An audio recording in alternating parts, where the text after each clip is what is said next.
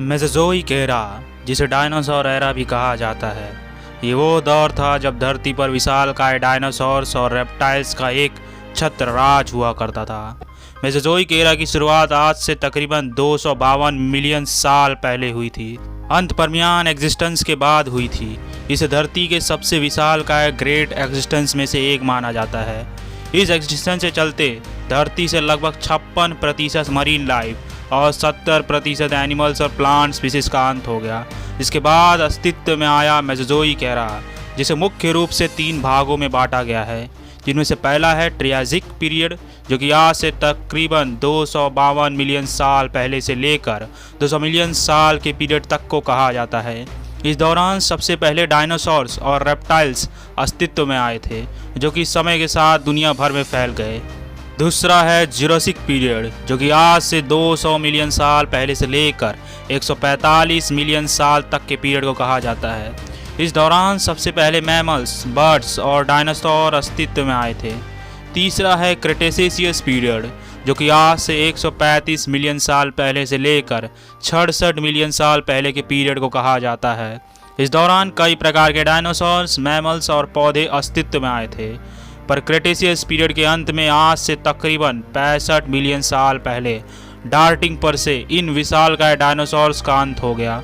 पर कैसे हुआ इन डायनासोर्स का अंत, और कैसे इनका अंत मानव की उत्पत्ति का कारण बना, ये सब जानेंगे हम आज के इस वीडियो को। तो चलिए शुरू करते हैं।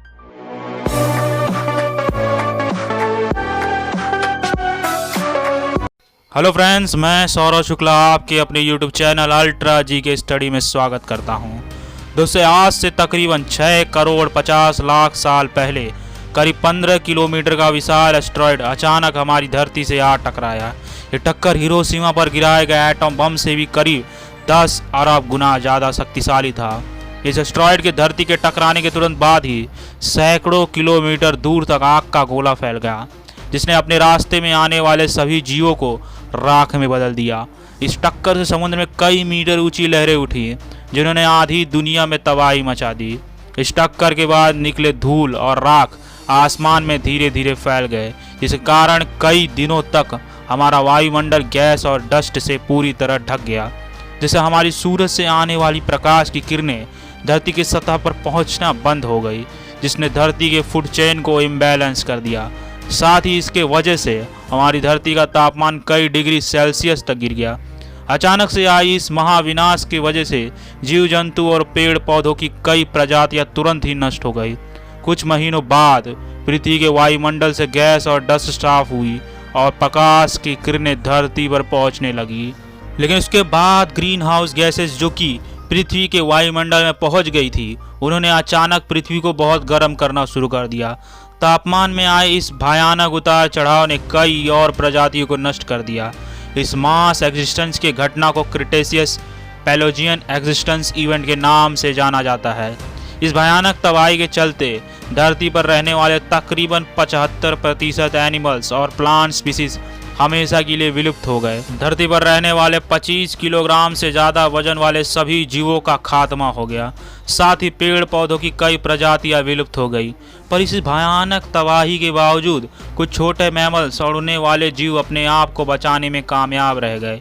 ये मैमल्स काफ़ी छोटे थे, जो कि काफ़ी हद तक आज के चूहों की तरह दिखाई देते हैं। बड़े विशालकाय डायनासोर्स और खतरनाक डायनासोर से बचने के लिए इन्होंने ज़मीन के नीचे रहना शुरू कर दिया। ये जीव बाद में जाकर आज के आधुनिक मैमल्स के रूप में हुए, जिनमें से इस वीडियो को देख रहे होमो सैपियंस भी शामिल है। पर इन मैमल्स के साथ ही कुछ उड़ने वाले डायनासोर्स भी अपने आप को बचाने में कामयाब रह गए, जिन्होंने बाद में जाकर आज के पक्षियों के रूप में इवॉल्व किया। पर दोस्तों, इवॉल्व होने का यह प्रोसेस इतना भी आसान और सरल नहीं था, बल्कि ये कई अहम चरणों से होकर गुजरा था। डायनासोर के खात्मे के बाद पृथ्वी पर जीवन की दोबारा वापसी कैसे हुई, इसके बारे में हाल ही में साइंस जर्नल में एक रिपोर्ट छपी हुई थी। रिपोर्ट के लेखक टायलर लाइसन का कहना है कि इस नई खोज से ओरिजिन ऑफ मॉडर्न वर्ल्ड से जुड़ी कई अहम जानकारियां मिलती है। अमेरिका के Denver museum of nature and science के शोधकर्ताओं ने सेंटर कोलोराडो के कोरल गल्फ से पौधों और जानवर की कई रियर फॉसिल्स इकट्ठा किए। इन रेयर फॉसिल्स का निर्माण डायनो क्लीनिंग एस्टेरॉयड के धरती के टकराने से बाद हुई मास एक्जिस्टेंस की वजह से हुआ था। वैज्ञानिकों ने इन रेयर फॉसिल्स का कई सालों तक अध्ययन किया, जिससे उन्होंने इस मास एक्जिस्टेंस और जियो के इवॉल्व से जुड़ी कई अहम जानकारियों का पता चला। साइंस और जनरल की रिपोर्ट के अनुसार एक्जिस्टेंस के बाद पहले 10 लाख सालों में जीवों और पौधे के इवोल्यूशन और उनके इकोसिस्टम को लेकर एक रिपोर्ट पेश किया गया। वैज्ञानिकों ने पहली भी विशाल का एस्टेरॉयड के पृथ्वी के टकराने और उसके बाद हुई तबाही के छोटे मोटे सबूत मिलते रहे हैं, लेकिन धरती पर इतने बड़े पैमाने पर हुई तबाही और मास एक्जिस्टेंस के प्रमाण कभी नहीं मिले दोस्तों। इस हालिया रिसर्च रिपोर्ट में सैड फॉसिल्स की जांच की गई, जो कि कम से कम 16 जीवों और 600 से ज़्यादा पौधों की है, जिसके बाद वैज्ञानिकों का कहना है कि एस्टेरॉयड का धरती पर टकराने के तुरंत बाद धरती का सारा वायुमंडल कई किलोमीटर मोटे धूल और राख के चद्दर से ढक गया था, जिसने कई महीनों तक सूर्य की किरणों को धरती पर पड़ने ही नहीं दिया। इसके वजह से धूप पर रहने वाले पेड़ पौधे कुछ दिनों के बाद मर गए, पर इसकी वजह से धरती पर खाने का संकट पैदा हो गया और धीरे धीरे करके सभी बड़े जीव जंतु मरने लगे। धरती पर जीवन को दोबारा फूलने फलने पर बहुत समय लग गया। एस्टेरॉयड के टक्कर के करीब 1 लाख साल बाद जंगलों में ताड़ के पेड़ों का विस्तार हो गया और छोटे चूहे जैसे दिखने वाले मैमल्स का वजन मध्य और उत्तर अमेरिका में पाए जाने वाले राकून के बराबर हो गया था। इसके करीब 3 लाख साल बाद अखरोट के पेड़ों में विविधता शुरू हुई और तब सबसे बड़े मैमल्स और बड़े वीवर्स के आकार के हो गए थे।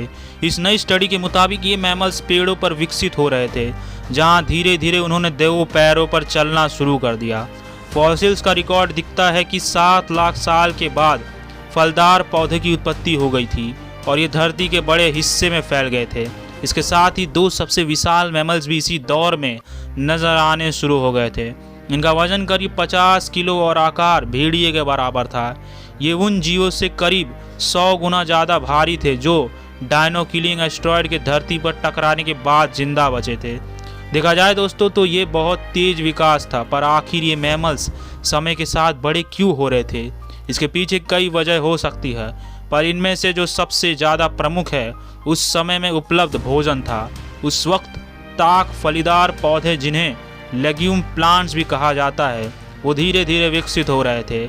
इसका एक मतलब ये है कि इन पौधों से मैमल्स को और ज़्यादा प्रोटीन मिल रहा था, जिसकी वजह से इनका आकार बढ़ रहा था और साथ ही इनके ब्रेन का विकास भी हो रहा था। आज दिखाई देने वाले ये सारे मैमल्स ऐसे जीव हैं जिनका विकास उन जीवों से हुआ जो विलुप्त होने से बच गए।